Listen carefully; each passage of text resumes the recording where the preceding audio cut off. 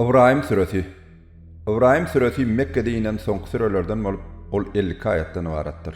Bu süräniň 35-41 ayatlaryna İbrahim peýgamberiň eden doga delegleri beýan edilen üçin bu süre İbrahim diýip at berilipdir. Rahman we Rahim bolan Allahyň ady bilen. Elif lam ra. Ey Muhammed, bu kitap insanlary Perwerdigaryň ruhsady bilen güýçli, öwgä münasip bolan Allahyň ýoluna çağıryp, olar tümlüklerden nura çıkarmak üçin sana indiren kitabımızdır. Ol Allah'dır. Asmanlardaki ve yerdeki ähli zat onunkudur. Ahirette ağır azapdan ýaňa kapırlaryň zat gününe. Ahirete derek dünya ýaşaýyşyny taýlap alýanlar, Allah'ın ýolundan gaýtarýanlar we onun dogry ýoluň egri ters bolmagyny isleýänler ine bular hakdan uzak ters ýoldadyrlar. Biz her peýgamberi olara hakikaty aýdyk beýan etmek üçin öz kowmynyň dil bilen sözleýän kişileri biberdik. Allah isleýän kişisini adaşdyrar, isleýän kişisini dogry ýola salar. Ol gudraty güýçlidir, hikmet eýesidir. Kasam bolsun, biz Musany kowmyny zulmatdan nura çykar. Olara Allahyň öňkü milletleriň başyna salan agyr günlerini ýatlat diýip ayetlerimiz, mucizalarymyz bilen iýerdik. Elbetde, munda her bir sabırly, şükrana bendeler üçin öwratlar bardyr. Şonda Musa kowmuna Allahyň size beren nimetlerini ýatlaň. Çünki Allah size agyr azap bilen gynýan, ogullaryňyň damagyny çalyp gynlaryňyzy diri galdyrýan Firgawn neweresinden halat etdi. Ine munda Perwerdigaryň tarapyndan size ulusyna öwrat bardyr diýdi.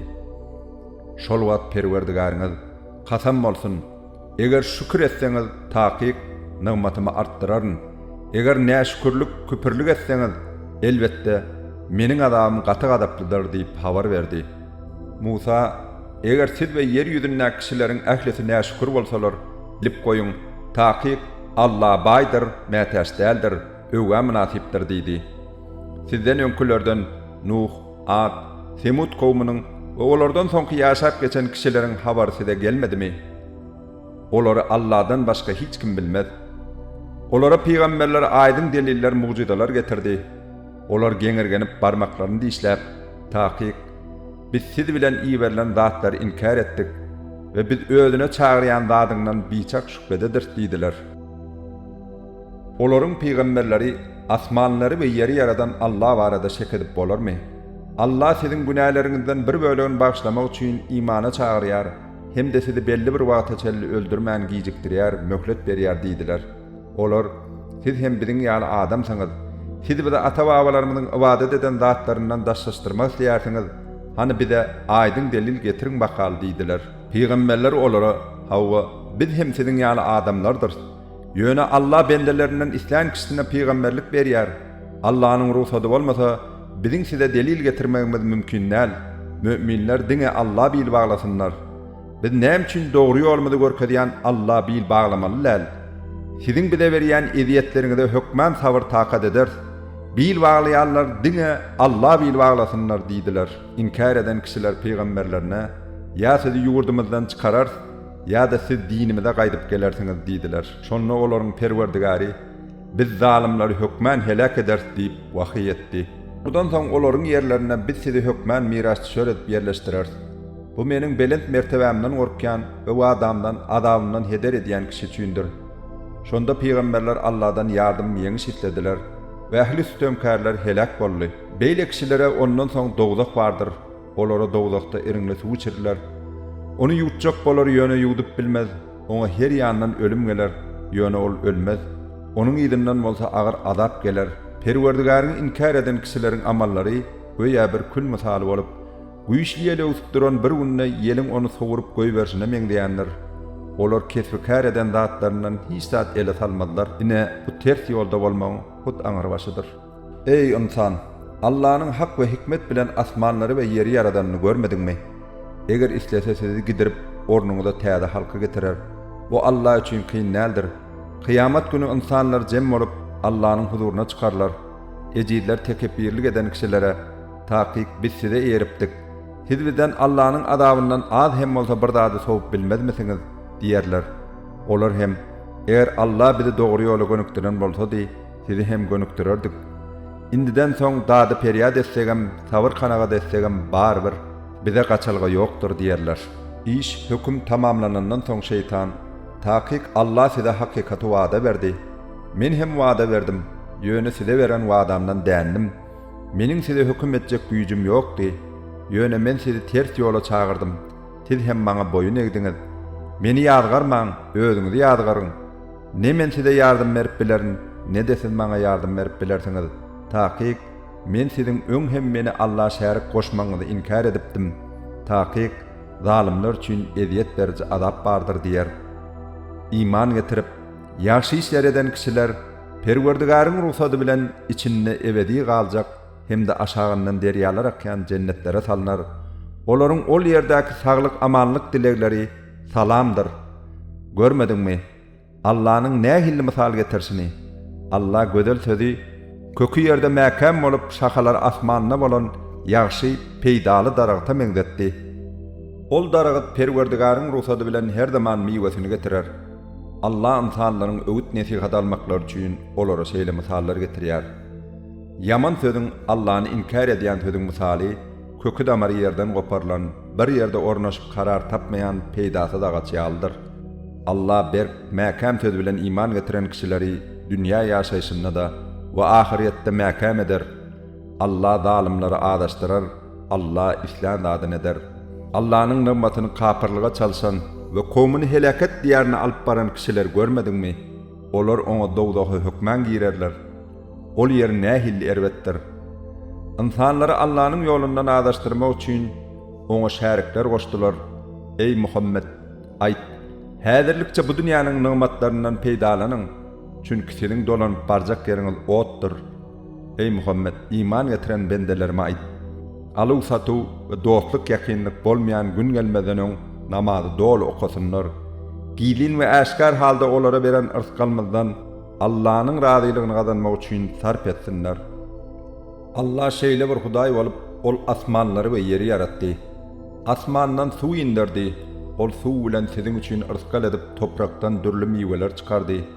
Emri bilen deňizde ýüzmek üçin gemini siziň erkiňize berdi. Derýalary size boyun egdirdi. Borcuny berja etmek üçin dowamly hereket edýän güni we aýy size boyun egdirdi. Gijäni we gündüzi de size boyun egdirdi. Size ondan isleýän zatlaryňyzyň ählesini berdi. Ey insanlar, eğer Allah'nın size veren nigmatlaryny tanamaga çalşsaňyz, tanap gutarp bilmersiňiz. Elbette insan ören zalimdir, diýseň näşkurdur. Bir wagt Ibrahim, ey Perwerdigarym, bu şäher Mekkany asuda şäher eyle. Meni we ogullarym butlara uymakdan daş edeweri. Ey Perwerdigarym, olar butlar insanlaryň köpsini dogry ýoldan adaşdyrdylar. Indi kim maňa eýerse ol mendendir. Allah'nın maňa görkeden hak ýolundadyr. Kim boyun bolmasa, onuň işi saňa bagly. Tahkik sen bagyşlaýjasyň, rahim şepagatlysyň. Ey Perwerdigarymyz, men zürriýatlarymyň bir bölegini seniň Beytul Haramyň käbäň ýanynda ekinsiz bir jülge ýerleşdirdim. Ey Perwerdigarymyz, muny namazy dosdogry okamaklar üçin etdim. Ey Perwerdigarym, insanlardan bir böleginiň köňülleri olara perdentlerime söýgü besläp maýyl bolsun. Olara şükür etmekler üçin miwelerden ırskal ber. Ey Perwerdigarymyz, elbette sen biziň gizleýän dadymyzy hem äşkär edýän dadymyzy hem bilýärsiň. Ne ýerdäki, ne de asmandaky hiç bir zat Allah'dan gizlin galmaz. Maňa garran çağımda Ismail we Ishaqy beren Allah hamdy sena bolsun. Elbette Perwerdigarym dilek dogalary eşitýändir. Ey Perwerdigarym, meni we zürriýatlarymy dowamly namaz okuyanlardan et. Perwerdigarymyz, dogamy kabul et. Ey Perwerdigarymyz, hasap berilýän kıyamet gününde meni, enatamy we müminleri bagyşlaýary diýip dilek etdi. Allah'ny zalimleriň edýän zatlaryndan bihabardyr diýip pikir etme. Olary diňe gözleriň gorkudan agaryp, doňup galjak kıyamet gününe çelli gijikdirýär. Ol gün olar kellelerini ýokary tutup ylgarlar. Gorkudan doňup galan gözleri öýlerine aýlanmaz, seretmez. Köňülleri umytdan boşdur.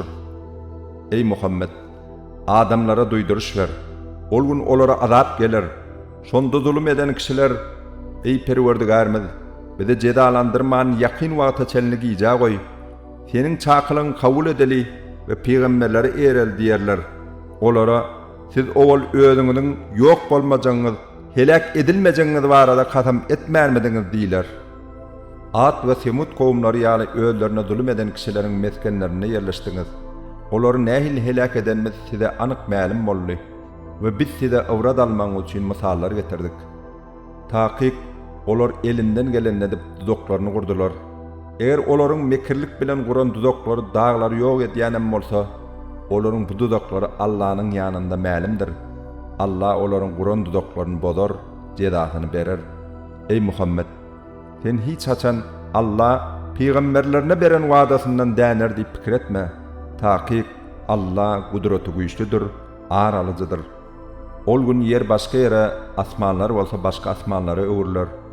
İnsanlar ýekatak bolan ve hemmeler boyun eğdirip üstün çykýan Allahyň huzuruna çykarlar. Ol gün günäkärler ayaklary gandallanan, dynjyrlanan halda görersiň. Olaryň eşikleri katyrandandyr, ýüzlerini bolsa ot çawlar. Allah her kişini eden işiniň öwedini vermek üçin diýrelder. Taqiq Allah çal tataba çekýändir.